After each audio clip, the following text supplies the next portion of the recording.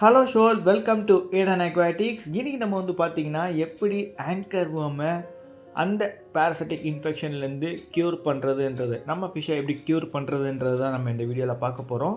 So இது நம்ம ஷோவோட ரிக்வெஸ்ட்டும் கூட. ஸோ வீடியோக்குள்ளே போகலாமா? வாங்க. ஃபர்ஸ்ட் நம்ம வந்து பார்த்திங்கன்னா ஆங்கர் வேர்மை பற்றி நம்ம தெரிஞ்சுக்கலாம். அந்த ஆங்கர் வேர்ம் வந்து பார்த்திங்கன்னா அது வந்து ஒரு வேர்ம் கிடையாது, அது வந்து ஒரு கர்ஸ்டேஷியன்னா எப்படின்னா இந்த கிரேஃபிஷ்ஷு அண்ட் இந்த ஸ்டிம்ஸு, நண்டு இதெல்லாம் இருக்குது பாருங்கள். இதெல்லாம் வந்து தான் கர்ஸ்டேஷியன்ஸ். அந்த வகையை சேர்ந்தது தான் இந்த ஆங்கர் வேர்ம். ஸோ அது வந்து நம்ம ஆங்கர் வேர்ம் கூப்பிட்றதுக்கான ரீசன் வந்து பார்த்திங்கன்னா அது வந்து வேர்ம் மாதிரி இருக்குது அண்ட் அது அப்படியே பிடிச்சிக்கிட்டு நிற்கிற மாதிரி இருக்கிறனால அது வந்து ஆங்கர் வேர்ம்னு தான் நம்ம அதை வந்து கூப்பிட்றோம். ஸோ இது வந்து பார்த்திங்கன்னா இதுக்கு ஒரு லைஃப் சைக்கிள்னு ஒன்று இருக்குது. ஆக்சுவலி எல்லா பேரசைட்டிக் இன்ஃபெக்ஷனுக்குமே லைஃப் சைக்கிள்னு இருக்கும். இது வந்து ஒரு எக்ஸ்டர்னல் பேரசைட், அதையும் நான் இங்கே சொல்லிக்கிறேன். இன்டர்னல் கிடையாது, இது வேறு அது எக்ஸ்டர்னல் பேரசைட் தான். ஸோ ஃபிஷ்க்கு மேலே மட்டும்தான் இது வந்து அஃபெக்ட் பண்ணும், உள்ளே எந்த விதமான அஃபெக்ட்டும் கொடுக்காது. ஸோ இதுக்கான லைஃப் சைக்கிள் என்னான்னு பார்த்தீங்கன்னா, ஃபர்ஸ்ட் இந்த ஆங்கர் வேர்ம் சைக்கிள் ஆரம்பிக்கிறதே அதோட எக்ஸ்லேருந்து தான். ஸோ எக்ஸ்லேருந்து ஆரம்பிப்போம். ஸோ ஆங்கர் வேர்முக்கு கீழே வந்து 2 வால் மாதிரி தொங்கும். அங்கே தான் வந்து பார்த்திங்கன்னா எக்ஸ் இருக்கும். ஸோ அந்த எக்ஸ் வந்து ஆச் ஆகும். அப்படி ஆச் ஆகும்போது உங்கள் டேங்க்கில் வந்து அது ஃப்ரீ ஸ்விம் தான் பண்ணிகிட்ருக்கும். ஸோ இந்த ஆங்கர் வேர்ம் வளர வளர ஃபீமேல்ஸ் வந்து பார்த்திங்கன்னா ஃபிஷ்ஷோட அட்டாச் பண்ணிக்கும். மேல்ஸ் வந்து பார்த்திங்கன்னா அதுங்க மேட் பண்ணிவிட்டு இறந்து போயிடும். ஸோ ஃபீமேல்ஸ் தான் நீங்கள் பார்க்குற எல்லா ஃபீமேல்ஸ் ஆங்கர் வேர்ம் தான் ஃபிஷ் மேலே வந்து அட்டாச் ஆகிருக்கிறது. மெயில் ஆங்கர் வேர்ம் அதில் கிடையவே கிடையாது, எல்லாமே ஃபீமேல்ஸ் தான். ஸோ அந்த ஆங்கர் வேர்ம் வந்து பார்த்திங்கன்னா அந்த ஃபிஷ்கிட்ட இருக்க பாடி ஃப்ளூயிட்ஸ் அண்டு அதுக்கிட்ட இருக்க சத்துக்கள்லாம் உறிஞ்சு அது வந்து அங்கே நல்லா பிடிச்சி அதுவும் நல்லா வளரும் அண்ட் அது முட்டைக்கும் நல்லா கொடுக்கும். ஸோ அதனால் வந்து அது வந்து ப்ரீடிங்க்கு ரொம்ப முக்கியம். ஒரு ஹோஸ்ட்டை கண்டுபிடிக்க, அந்த ஹோஸ்ட்டு தான் ஃபிஷ்ஷஸ். ஸோ அதுக்கு மேலே போய் ஒட்டிக்கும். ஆக்சுவலி இது ஃபிஷ் மேலே கூட ஒட்டாது. இந்த தண்ணியில் வளர்க்கக்கூடிய ஆக்சிலாட்ஸ் இருக்குது பாருங்கள், அதுக்கு கூட ஆங்கர் வேர்ம் வரும். ஸோ அந்த ஆங்கர் வேர்மோட லைஃப் சைக்கிள் எப்படி இருக்குதுன்றதை நீங்கள் தெரிஞ்சிருப்பீங்க. ஸோ இது மூலிமா நீங்கள் நிறைய விஷயம் தெரிஞ்சிருப்பீங்க. எனக்கு தெரிஞ்சு அது வந்து ஒரு வேர்ம் கிடையாது, அது ஒரு கஸ்டேஷியன்னும். அண்ட் அதுக்கப்புறம் வந்து ஃபீமேல்ஸ் மட்டும்தான் அதில் வந்து ஒட்டி இருக்கிறதுன்றதை நீங்கள் நிறைய பேர் தெரிஞ்சிருப்பீங்க. ஸோ அதனால தான் அந்த வேர்மை பற்றி ஒரு டீட்டெயில் ப்ரீஃபாக போடணுன்றதுக்காக தான் நான் அதை வந்து போட்டேன். ஏன்னா எல்லோரும் இதை பற்றி நிறைய வீடியோஸ் போட்டிருக்காங்க. அதனால் வந்து நம்மளும் அதே மாதிரி போட வேணாம், கொஞ்சம் வித்தியாசமாக போடலான்னு சொல்லி அந்த வேர்மை பற்றி ஒரு டீட்டெயில் இன்ஃபர்மேஷன் கொடுத்துருப்பேன். ஸோ இப்போ வந்து பார்த்திங்கன்னா இதை எப்படி க்யூர் பண்ணுறதுன்றது தான். ஸோ இதை க்யூர் பண்ணுறதுக்கு வந்து பார்த்திங்கன்னா நீங்கள் வந்து மேனுவலாக ஃபஸ்ட் அதை வந்து ரிமூவ் பண்ணணும். உங்கள் கையில் கொஞ்சம் வாட்டமாக பிடிக்கிற மாதிரி அதை டியூசஸ் அது இந்த டைமில் வாயில் வர மாட்டேங்குது எனக்கு அது. ஸோ அதை வந்து வச்சு நீங்கள் வந்து ஃபிஷ் உடம்புலேருந்து ஜென்டிலாக எடுக்கணும். ஸோ அதுவும் இல்லாமல் அந்த ஆங்கர் வேர்மோட பாடியை பிடிச்சிருக்கக்கூடாது, நேராக நீங்கள் அதோட தலைக்கு தான் போகணும். அதுக்குன்னு தலைக்கு ஏன் வைக்காதீங்க, தலைக்கு கொஞ்சம் பின்னாடி பிடிச்சி எடுங்க, ஓகேங்களா? ஸோ அதனால் வந்து கொஞ்சம் பொறுமையாகவே பார்த்து எடுங்க. அண்ட் இதுக்கு நடுவில் ஃபிஷ்ஷை வந்து எந்த விதமான டேமேஜும் பண்ணுறாதீங்க. ஸோ பெரிய ஃபிஷ்னால் அது கொஞ்சம் ஈஸியாக இருக்கும் எடுக்க, பட் ஒரு குட்டி ஃபிஷ்னால் அது கொஞ்சம் கஷ்டமாக இருக்கும். ஸோ லைட்டாக சின்னதாக தண்ணி அதில் இருக்கிற மாதிரியும் ஃபிஷ்ஷுக்கு கொஞ்சம் ஈரப்பதமாக இருக்கிற மாதிரியும் பார்த்து அது எடுங்க. ஏன்னா நீங்கள் அந்த ஃபிஷ்ஷோட பாடி ஃப்ளூயிட்ஸை நீங்கள் ரொம்ப டிஸ்டர்ப் பண்ணிடக்கூடாது, அது ரொம்ப முக்கியம், ஓகேங்களா? ஸோ இந்த ஆங்கர் வேர்ம் வந்து ரிமூவ் பண்ணக்கப்புறம் நீங்கள் வந்து மெடிசன்ஸை யூஸ் பண்ணலாம். ஸோ நான் ரெக்கமெண்ட் பண்ணுற மெடிசன்ஸ் வந்து பார்த்திங்கன்னா நம்ம அக்வேரியம் மார்க்கெட்டில் இருக்கிறது ஓஷன் ஃப்ரீயோட பிராண்டோட ஆங்கர் வேர்மு அண்ட் அதுக்கப்புறம் ஈஷா பிராண்டோட இது கூட நீங்கள் வந்து யூஸ் பண்ணலாம்.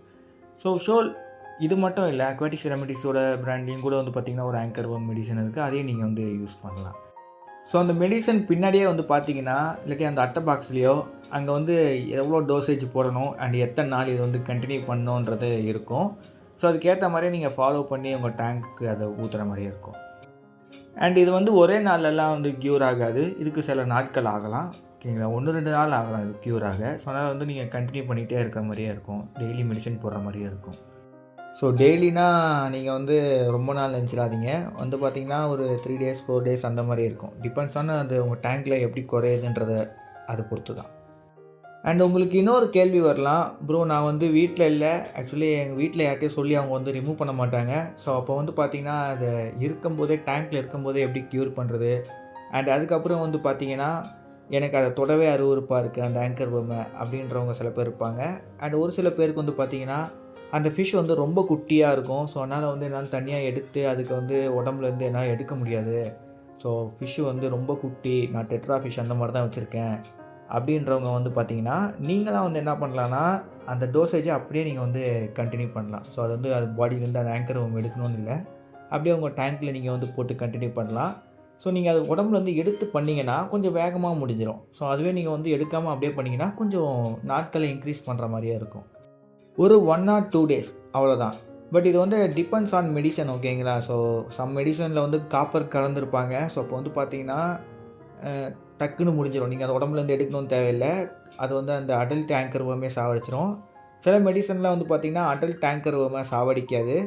ஸோ அதனால வந்து பேபிஸ தான் சாவடிக்கும். ஸோ அப்போ வந்து பார்த்தீங்கன்னா, நீங்க வந்து மேனுவலா எடுக்கிற மாரி தான் இருக்கும். பட் பேபிஸ சாவடிக்கிறதா இருந்தாலுமே, அந்த அடல்ட் வந்து ப்ரொடியூஸ் பண்ணுற எக்ஸ வந்து நீங்க மெடிசன் போட்டுட்டு சாவடிச்சுட்டு தான் இருக்கீங்க. ஸோ அப்போ அங்க வந்து சைக்கிளிங் ஸ்டாப் ஆகுது. ஸோ ரீப்ரொடியூஸ் பண்ணதுக்கு முடியாம போயிடும். அப்போ வந்து பார்த்தீங்கன்னா, ஃபீமேல்ஸும் லைஃப் சைக்கிள் முடிஞ்சு இறந்து போயிடும். அண்ட் ஷோல் உங்கள் டேங்க் வந்து பார்த்தீங்கன்னா, ஆங்கர் வேர்ம் ஃப்ரீயா ஆயிடும். அதுக்கப்புறம் ஷோல் இன்னொரு இம்பார்ட்டன்டான விஷயம் ஒண்ணு இருக்கு. என்னன்னா, ஆங்கர் வேர்ம்ல வந்து பார்த்தீங்கன்னா, அந்த மெடிசன்ல வந்து காப்பர் ஆட் பண்ணியிருப்பாங்க. ஸோ காப்பர் இருக்கும்போது பார்த்தீங்கன்னா, நீங்க வந்து உங்க டேங்க்ல வந்து ஷ்ரிம்ப்ஸ வச்சிருந்தீங்கன்னா, இல்லாட்டி கிரேஃபிஷ், கிராப் இதெல்லாம் வச்சிருந்தீங்கன்னா, அதுங்களும் இறந்து போயிடும். ஸோ அதனால வந்து நீங்க தனியா வச்சு ட்ரீட் பண்ணுங்க. ஓகேங்களா? சப்போஸ் அதெல்லாம் உங்க கிட்ட இல்லன்னா, நீங்க வந்து அப்படியே நீங்க டேங்க்ல போட்டு ட்ரீட் பண்ணலாம். அண்ட் இந்த ஆங்கர் வேர்ம் எனக்கு வராம இருக்க நான் என்னென்னலாம் பண்ணணும்?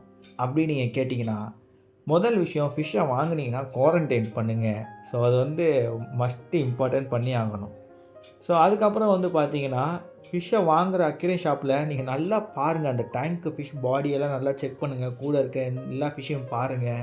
எதுக்காவது ஏதாவது சிக்கா இருக்கா? அப்படின்னு பார்த்தீங்கன்னா, மத்த ஃபிஷ்ஷுக்கும் அப்படி சிக்கு வரும். ஸோ அதனால வந்து நீங்க அங்கேருந்து ஃபிஷ் பை பண்ணாதீங்க. அதான் என்னோட ஹைலி ரெக்கமெண்ட். ஸோ பை பண்ணுறதுக்கு முன்னாடி நல்லா ஃபிஷ்ஷை பார்த்துக்கோங்க. உட்காந்து டைம் எடுத்து பாருங்க. ஏதாவது ப்ராப்ளம் இருக்கா? இல்லாட்டி ஏதாவது டிசீஸ் இருக்கான்றத பார்த்துட்டு பை பண்ணுங்க. ஓகேங்களா?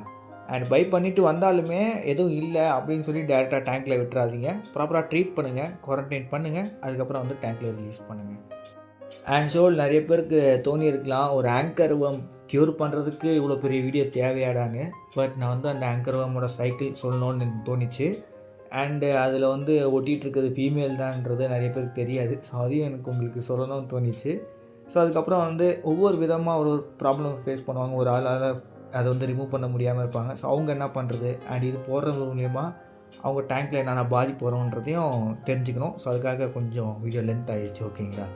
ஸோ இந்த வீடியோ உங்களுக்கு யூஸ்ஃபுல்லாக இருந்திருக்கும்னு நினைக்கிறேன். ஸோ மறக்காமல் நம்ம சேனலுக்கு லைக், ஷேர், சப்ஸ்கிரைப் பண்ணுறேங்க. உங்களை அடுத்த சுவாரஸ்யமான வீடியோவில் வந்து சந்திக்கிறேன். பை. அப்புறம் ஹைப் பண்ணிடுங்க. அதை மட்டும் பண்ணாமல் போயிடாதீங்க.